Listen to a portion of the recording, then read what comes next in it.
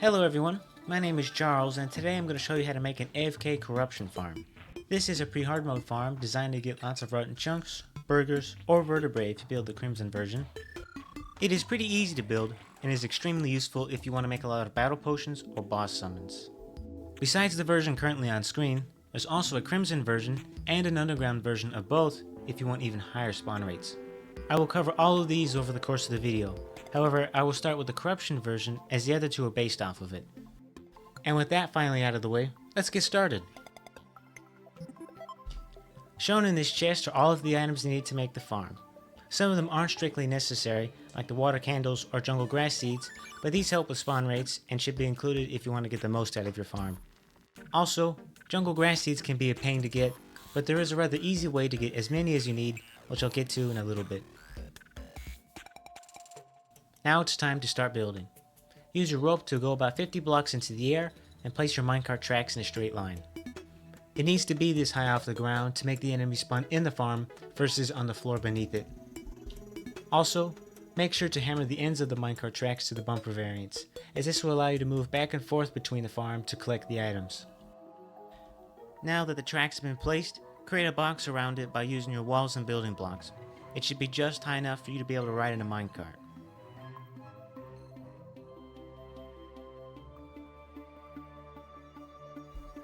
After finishing the room, place one layer of ebon stone on top of the farm for the enemies to spawn on, and 3 below it for it to count as a corruption biome. It should look like this when you're finished. The next step is to add the dart traps. Start by placing a trap 2 blocks above the edge of the farm, and then place another one 10 blocks directly behind it. Continue this with the rest of the traps until they're all placed down, then actuate them so that they are able to shoot through each other. Once they're all actuated, remove the actuators from the traps, wire them all up to a timer, and then remove the temporary blocks between them. After this, the farm will be ready to go. However, there are a few extra things you could do to make it even better. Those extra things include water candles, biome torches, and gnomes. The candles will increase enemy spawn rates, and the gnomes and torches will increase your luck, which will give you a better chance of obtaining burgers. You can also use battle potions and blood moons for some crazy spawn rates, but their effects don't last for very long unless you constantly refresh them. One last thing you could do to boost spawn rates would be to put a jungle biome underneath the farm. This usually takes a while because the grass seeds are hard to get and slow to grow, but there is an easy way to get lots of them in bulk. By housing the dryad in the mushroom biome, you can get her to sell mushroom grass seeds at a relatively cheap price. These can then be thrown in the shimmer to get jungle grass seeds, making it one of the easiest ways to get them. If you can't find a shimmer, you can accelerate the grass's growth by sleeping in the bed, which will make time go by 5 times faster. If you plan to do this, I suggest building the mud in the square pattern shown here, as this will allow the grass to spread even faster. After the jungle grass is finished growing, the farm will be completely done, with nothing extra to add to it and ready to go. If you're only interested in building the basic version of the farm shown here, you can stop watching the video. However, if you want to know how to build the Crimson or underground version of the farm, continue watching because there are some important differences. The Crimson version is different in 2 main ways: the placement of the dart traps and the presence of extra blocks at the ends of the farm. These extra blocks should be about 10 or 20 blocks high and are needed to stop the flying chimera enemies from escaping the farm. As for the dart traps, the only difference is that they are placed a little bit lower so that they are only 1 block above the farm instead of 2. This is needed because the blood crawlers are very low to the floor and won't be hit by the dart traps if they're 2 blocks above the floor like usual. Also, if you're wondering why the dart traps are 2 blocks above the farm in the first place, that is because it is a little bit better at killing flying enemies. Now that you know how to build the Corruption and Crimson version of the farm, it's time to talk about the difference between building it on the surface and building it underground. The main reason you'd want to build underground would be to take advantage of the higher spawn rates, which are much better than they are on the surface.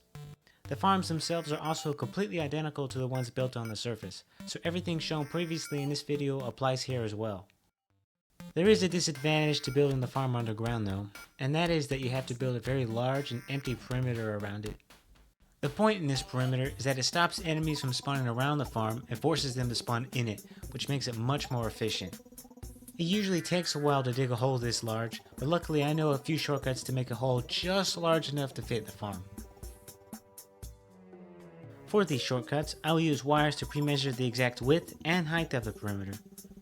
For the width, place down 322 wires in a straight line, creating a tunnel directly underneath them of the exact same length. Also, make sure to keep the wires placed down as we'll still need them for one more thing.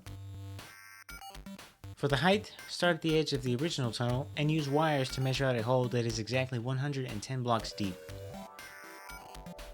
Your two tunnels should look something like this after you've finished. The next step will be to remove all of the blocks between the tunnels to finally create the perimeter that we need, which should look something like this.